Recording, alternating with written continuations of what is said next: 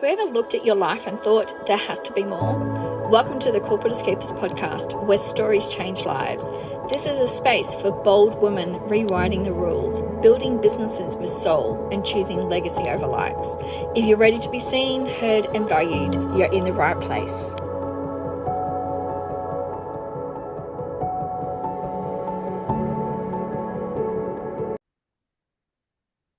Hello and welcome to this episode of the Corporate Escapists TV show and podcast. I'm your host, Christine Innes. I am so delighted. First of all, welcome back to 2026, everyone. I am so excited to be here, and I have the very beautiful Danielle joining us. Welcome, lovely, to the show. Thank you so much, Christine. It's great to be here. I am so excited. We have just had this a beautiful chat, beforehand. And I'm going, oh my God, this always happens. We have these conversations. I'm like, oh my God, I should have just hit record. But before we do, because most people know how carried I get away, but I'm going to hand it over to you, lovely, to introduce yourself, and let's then dive into some beautiful conversations. Okay, so my name is Danielle Ridley. I am the owner and founder of Mortgage Finesse. So down here in Edithvale in Victoria, we live by the beach. So we're only a few short walk, probably about a 100-metre walk to the beach, which is fantastic. Have the kayaks in the back of the garage and the sups. So it's lovely. But I've been working in the finance industry for about 23 years. I started with another company, and then I actually had twin boys. So in 2009, and my old bosses there was a lot of changes going on, and one of them just sort of went, you know what, why don't you just start up your own business, which made so much sense at the time because it just meant more flexibility with two baby sons, and we had a toddler as well, a 2-year-old as well. So there's a lot going on personally. So I had a lot of my clients follow me, which was so lovely. So many of them Googled me to see where I was, because obviously with the issues that I couldn't actually reach out to them to let them know where I was. So yeah, it just sort of built up from there. So I started off in my brother's garage, and then I built up, and so now we've got our own office and loving it. So we've been here, and we've got a great team. We love it. And it's my passion to help people. I love speaking to my clients. I love helping my clients. I love the first home buyers and the people who are just really struggling to make ends meet, to help them gain an outcome that's going to work with them and just make them feel like they can breathe. And then we've also got the higher end clients who just, they just basically want to do everything from a tax point of view. So lots of different strategies, lots of different clients. And I actually had about 2.5 weeks off just recently over Christmas. And I was really, really looking forward to getting back into it, actually. I miss my people. I miss my people when I'm not around them. Yeah, I totally understand that. So that's me. Oh, I love it. One thing I love what you stand for is that, people come first. We always think in business, oh, they're just clients, but you don't see them as clients. You see them as real human beings, and I think that's one of the things that people are missing in business as such. And especially, as we've, gone through COVID, a whole lot of different things, is that we are human beings and we should be treating them, everybody, whether they're clients, their friends, their family, is as a human being. We've all got a name, we've all got these visions, we've all got these goals, and you need to have people around you that can support you in that area as well. Oh, absolutely. And that's the thing. So everybody, everybody's got feelings. Everybody is a human. Everybody's got their wants and needs and their hopes and their dreams. And if we can help people just get that little bit closer to those hopes and dreams, to that outcome, it just makes such a difference. And so many of my clients have become friends and we just have a good laugh, and we talk about the kids and how much they've grown. And we've got, now I'm dealing with some of my clients' children who are going into their first homes, and it's just it's a huge compliment to me to be able to work with the intergenerational side of things. But yeah, you've got people who've just immigrated from overseas, and they're working their butt off to try and get a little deposit together and buy their first home and have their first little stake of Australia. And it's just, I love dealing with all different kinds of people, because everybody's got their hopes and dreams, and if we can just get them that little bit closer, to me, that's my job done. Yeah, absolutely. One of the things that I'm really passionate about this year is legacy. And I see with what you're doing is really helping people create their legacies. And it is just, whether it's owning your own business, whether it's owning your own home, whether or not it's, what you want to be known for as well. Like, tell me about your legacy. Like, what do you want to be known for? I'd like to be known for, when it comes to the time that I want to retire or what have you, I'd like to be known for somebody who has helped people's dreams come true. I have been able to help people get to where they want to be. And sometimes it's just a matter of just saving $300 a month, because it just helps their kids, helps them to be able to pay for their kids to do something else, or what have you. It can be the smallest thing, or it can be the biggest thing. It might be, they might want to build an empire that's, $20 million or something like that.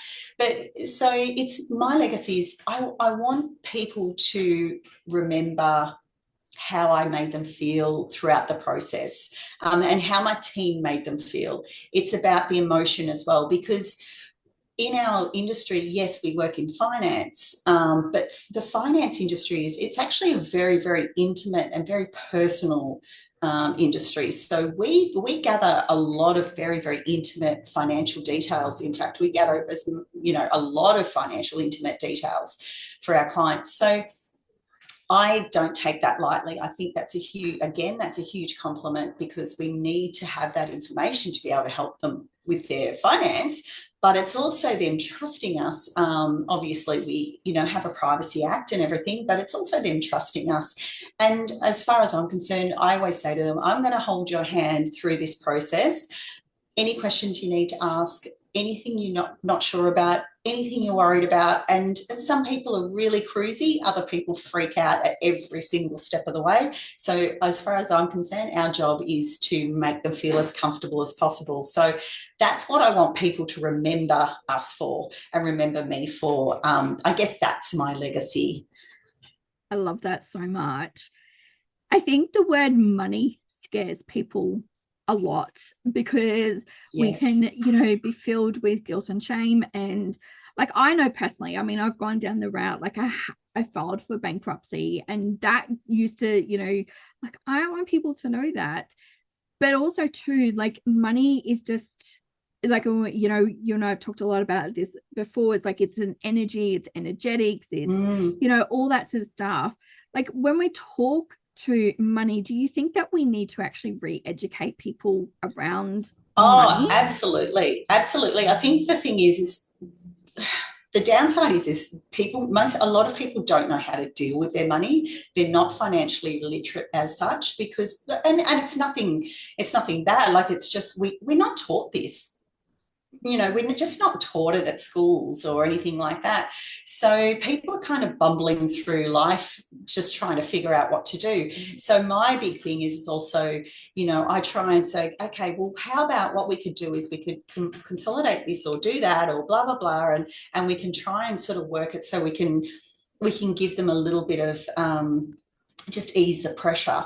And money is, and a lot of people, we do find that a lot of people are very scared to tell us that they've defaulted on a home loan, or that they got into strife. I mean, I've seen clients where, I've got a couple who we really struggled, and we went tooth and nail to try and secure a property for this couple. But the reason why they'd had so many defaults and they'd just about gone into bankruptcy was because they had two sons that were suicidal.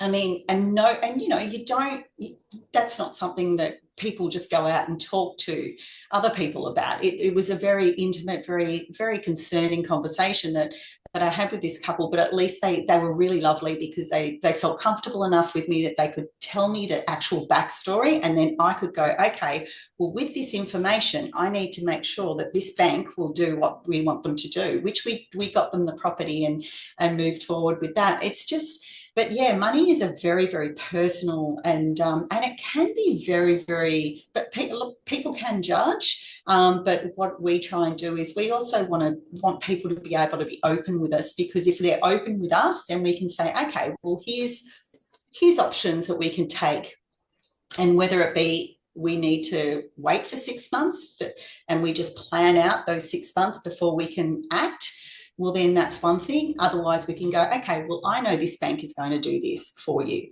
and we can get it done now and just release that pressure. And most people, and I mean, even people who've had spouses pass away, people who have split up, there's DVs, there's all sorts of things. There's so much that connects, and all of this stuff all does connect to money as well, because obviously all these things can happen, but then finances become involved, and it's just a very, very tender subject. Yeah, I know that you know, when like growing up, it was you got to go to school, you get a good job, and then when you retire, that's when you have fun. But I think we're all flipping the script on that a lot more now. What have you seen, like in your like the career that you've had? What have you seen some of the changes, like buying a house at a certain time, or you know, like doing more of the things you love? What are some of those big changes that you've started to see?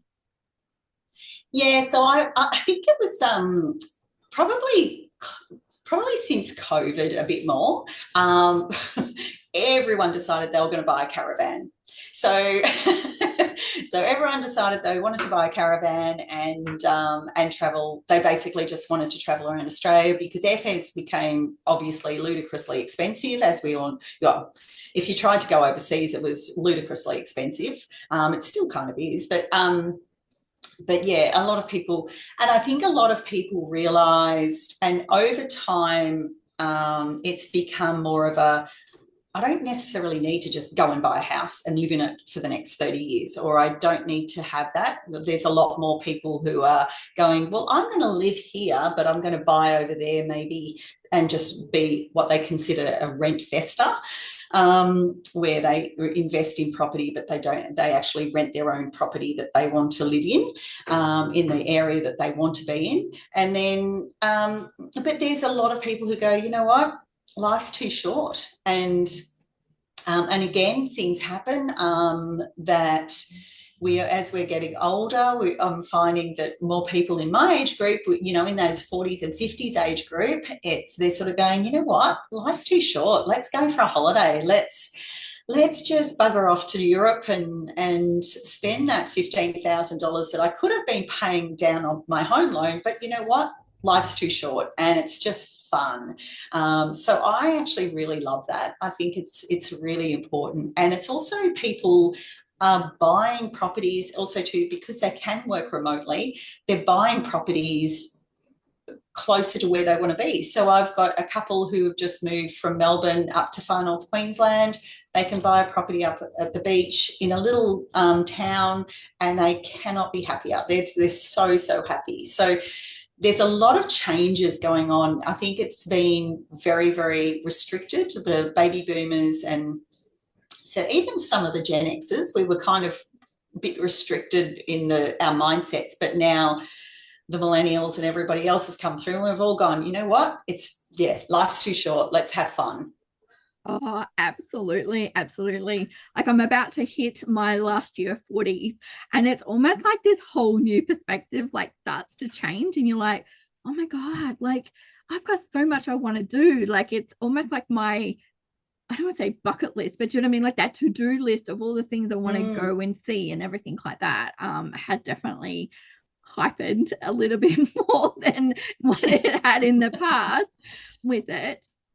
If somebody was like listening now and they're like, okay, I really want to buy my own home, and what are some of the questions? Like, obviously, working with brokers or working, with finance people, there's a different type of language that we have as well. What are some of the questions that you would be like? It would be really great if they could know before they reached out to somebody like you. Yeah, so generally the first question I have is I like to chat to somebody. So I might get an email that says, I'd really love to have a chat with you. So I'll get on the phone and I'll just have a 10-minute conversation. Like, is it your first home? Is it a second home? What are you looking to do?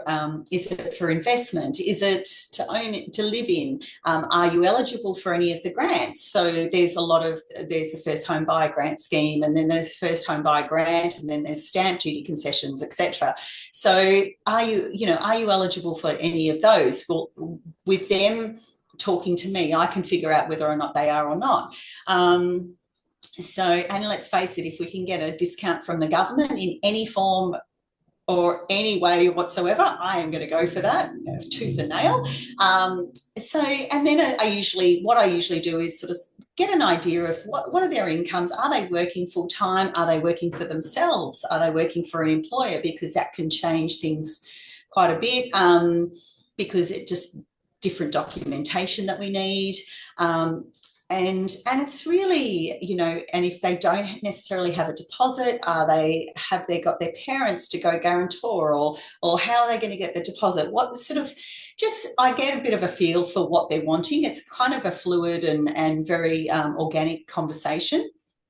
And then I usually will send them an email with some information that I need from them. So I get them to upload pay slips and bank statements and ID typically, and then I can work out their borrowing capacity. And then what we do from there is we usually do a Zoom, or they come into the office, and we just go from there with, how much can you borrow? What do you want to do? Like, basically, well, we know what you want to do, but how much can you borrow? And what sort of options are out there in the way of banks. And so I've got about 40 different banks that I work with, and sometimes it doesn't quite fit the standard box. So there are banks typically very conservative, especially the mainstream banks. So sometimes it can be, okay, well, let's go with this bank for now, but then we can move you over to a mainstream bank in X amount of time, but we still get the outcome for you, i.e. get that property. Yeah. Yeah. Are you finding there's a lot more, first home owners, but the age has changed because, obviously, people are either starting families, a little bit earlier, or they've gone in and had a lot of, travel before they've decided to settle down and, stick that stake in there, that's here it is. Okay, you find like the age of when people are buying homes changed, like compared to say 10 years ago? Yeah, it's really interesting because a lot of first home buyers are sort of that early to mid 20s. But then I've got a couple who are sort of 20. They're a young couple who are only 20 years older. They've just bought a house and land package and they're so excited. So I think it's really interesting because then you meet people who are 35 or 40 and they haven't bought their first home, but they've been over, they might have lived in London for the last 15 years. And so they're very well travelled. They're probably a little bit fewer and far between, but a lot of them are, your early to mid 20s. And it's just gorgeous because I love seeing the first home buyers. They come together and they're just a young couple and you're buying their first home, and then, 2 years later they come back and we sort of catch up and they go, right, now we've got a bub on the way, or we've just got married, we've got bubs on the way, we need to upgrade. So, and you go through that journey with them, that life journey with them. And that's what I love, because it's just so exciting to see people grow and develop, and they get, and then now we want to get an investment property, and now we want to do this. And oh, now my child needs his or her first car, and stuff like that. So it's fun. So, but yeah, back to your question, it's really interesting that early to mid 20s, but then there's a big gap, and you end up sort of around that 35 to 40 mark. And on the odd occasion, I do find somebody who's late 40s who still hasn't bought their first property, because they have just been, they've lived their life and they've just gone, okay, I didn't think it was a big thing. I've just spent 20 years overseas, or doing this or doing that. And then they go, right, I think it's time to settle down and actually have a little piece of Australia for me. I love it. I love it. What's one myth that you in your industry that you would love to like debunk and just go, it just doesn't happen? Probably the myth that I'd like to debunk is that self-employed people can't get loans. Oh, yeah. So many people come to me and they go, oh, I'm self-employed, or I'm a contractor, or, I'm a sole trader, or what have you. Oh, I can't get a loan. And you go, well, no, that's not actually correct. The difference is we just need tax returns, rather than, because they don't have pay slips, we just need tax returns for that person. And sometimes it can be, if the accountant has done probably a little bit too good of a job where they've managed to expense pretty much the whole income, then yes, we have an issue, because the bank will only look at what their taxable income is. And they do look at a couple of add backs, but it's typically the taxable income. But I've seen clients where they've said, oh, I don't think I can get a loan because I'm self-employed. And I look at their tax returns, and their tax returns are showing $130,000, for example. And I go, yeah, you can, because that's what the bank can use as income. So yeah, we're off and running. And they go, really? And they just cannot believe it. So I think it's probably that more so than anything. Yeah. Yeah, I love that. Is there, like, for you, when you think about the industry, is there something that you would love maybe to change or to sort of like see a difference being made? Um, I think if you had have asked me 23 years ago or 20 years ago, I would have said I want more women in the industry. But the good thing is we have, again, organically sort of moved. There's been a lot of changes in the finance industry, in the fact that I think it was very old school, middle-aged white guys who were in the industry, but now it's just changed, and there's so many different types of brokers and people in the finance industry now, and there's so many more women, and I think it's a lot more probably equal to what it used to be. I mean, the banks are still very, very conservative, and I'd love to change that at times. But then at the same time, on the flip side, the reason why they are conservative is because, and it does kind of help us down the track. If, for example, with the GFC, the reason why one of the big reasons why Australia's banks did do so well and they did stay solid was because they were quite conservative initially, not compared to now, but they were a lot more conservative than, say, the US banks, where they were just forking out money left, right and centre to anyone. So it's kind of catch-22. But, yeah, I would love to see them just probably reduce the buffer. Yeah. There's a 3% buffer on all loans with the mainstream banks. I would love to see them reduce that, but apparently that's not going to happen, and that's just part of APRA, our regulatory body. Yeah. You've got to love the little bit of like ticks and crosses that all industries have it. So it's there everywhere. When you sort of look back and you starting your career, because I think this is like one of the best exercises that I've done so far, is like doing the reflection. And if you could say to yourself, because I think a lot of people going, oh, but that's a male dominated industry, or, I don't fit into that sort of area. What would be like the little pep talk that you would have loved to have actually heard when you first started in, mainly a male dominated industry?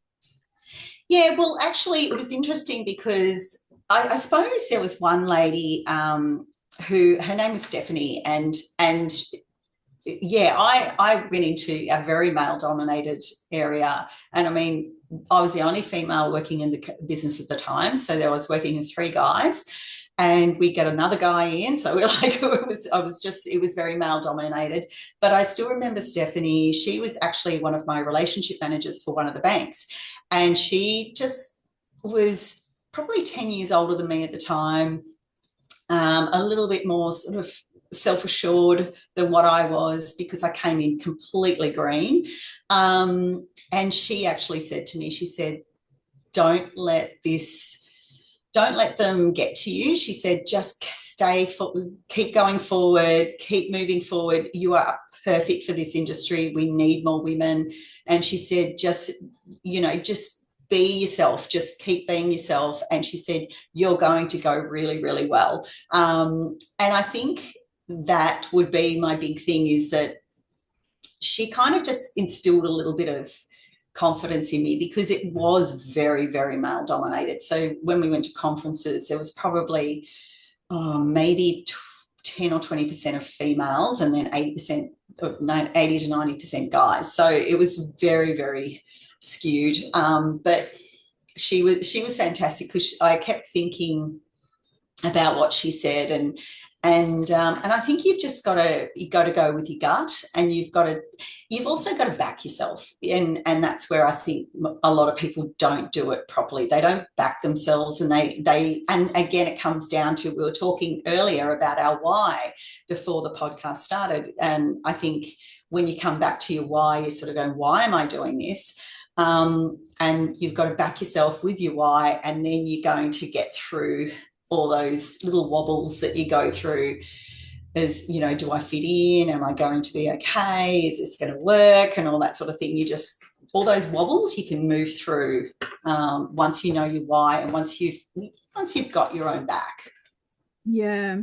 Has your why changed over the years though? I probably, to be honest, I kind of fell into finance, and so I hadn't thought about it as such as a big career. But then, yeah, so my why has changed.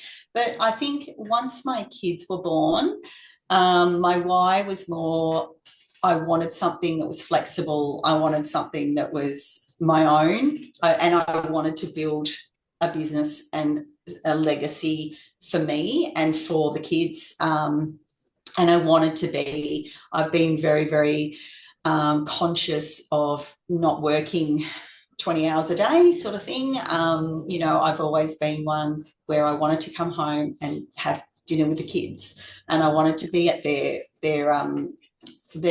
sporting activities on the weekends and things like that. So there are a lot of people in our industry that work, they're working over the weekends, and they're working nights until 10 o'clock at night and all that sort of thing. But that was never my idea. But yeah, my why has been more of I want to build this so I can not only build that legacy and help my clients, but also to provide for the kids, but be there also too for the kids. And to be honest, now I don't think I could work for somebody. I don't know how I'd go. I'd feel like I was a bit boxed in, to be honest.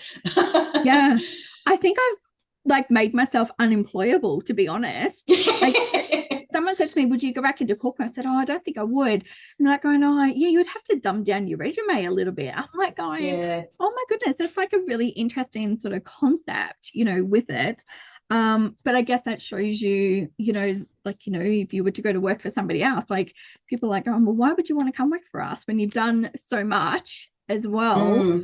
If you could sit there and go, what would be one big goal that you have not yet achieved? Is there any?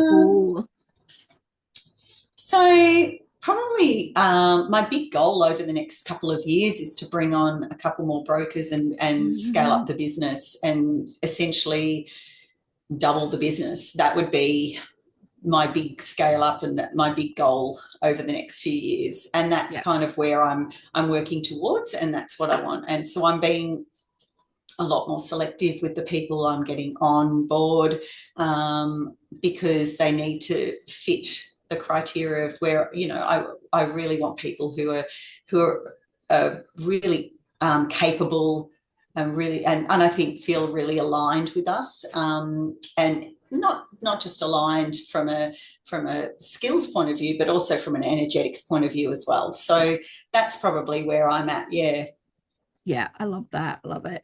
If you're sitting there, obviously we've got people who watch this show that are sitting there thinking whether or not they want to take the leap of either escaping corporate, start a business. What would be the one piece of advice that you would give them? I would say probably have a little bit of money behind you if you can. At least the first 6 months or 12 months behind you if you can. That just takes that financial pressure off. But again, I would say if that's what you really want to do, back yourself, but don't sit in the office and expect things to happen for you. You need to go out and make it happen.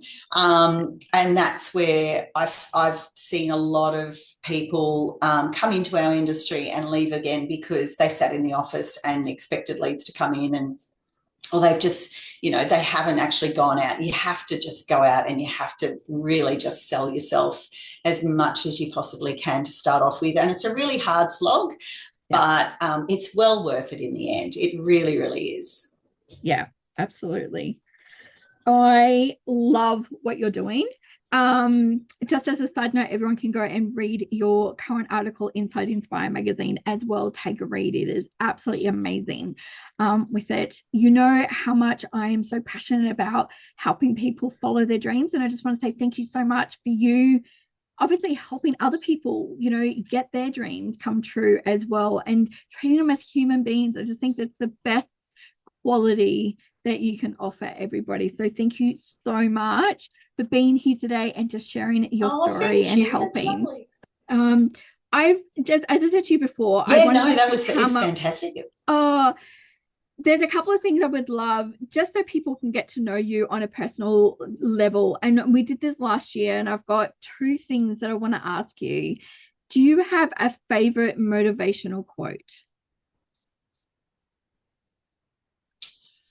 Oh, actually, I'll tell you the quote that I've got next to my desk. It says, there is no passion to be found playing small in settling for a life that is less than the one you are capable of living. Oh my God. I love that so much. I love that one. And I love it. Yeah. I've got that framed on my desk. Yeah. Oh, so good. Is there a book that you would suggest for anyone to read? Probably, oh gosh, there's lots of books. But having said that, I am a big fan of like anything Louise Hay. I'm absolutely loving her at the moment. And Florence Shin, I love her at the moment. But it's the old classic, The Think and Grow Rich. You just can't really go wrong with that one. It is essentially the Bible, isn't it? It's the Bible for you know, anyone who wants to get into the self-development, motivational side of things. It's kind of where, you know, all the big guys like your Jim Rohns, your Tony Robbins, your Darren Hardys, everybody's basically gone to this is the book to read. Yeah. Napoleon Hill. Yeah, absolutely. My first copy broke. The spine actually came apart, so I'm onto a newer copy. And it's the book. Holy Grail. I highly recommend it. Who is one inspirational person that everyone needs to follow? See, my inspirational person that everybody needs to follow, like, my self-development journey started with Tony Robbins. I didn't know who he was from a bar of soap, and it just was the universe telling me that I needed to do something, and I went and did his Unleash Your Power Within. years ago. So I'm a huge Tony fan, and probably Jim Rohn, who was his teacher. I love Jim. Like he was just an incredible person, and the way he delivers things, he's just gorgeous. He just that he's got a real tongue-in-cheek person, sense of humor as well, but amazing. Yeah, I love Tony. I love Tony so much. A little jealous, one of my friends got personally coached at one of the UPWs by him, so I was just like, so yeah. Who do you think that we should be inviting on the podcast that you would love to listen to? I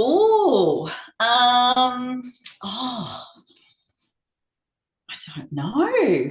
I don't know. Yeah. Oh, gee. I'm not sure. There's so many people. Yeah. But yeah. But wow.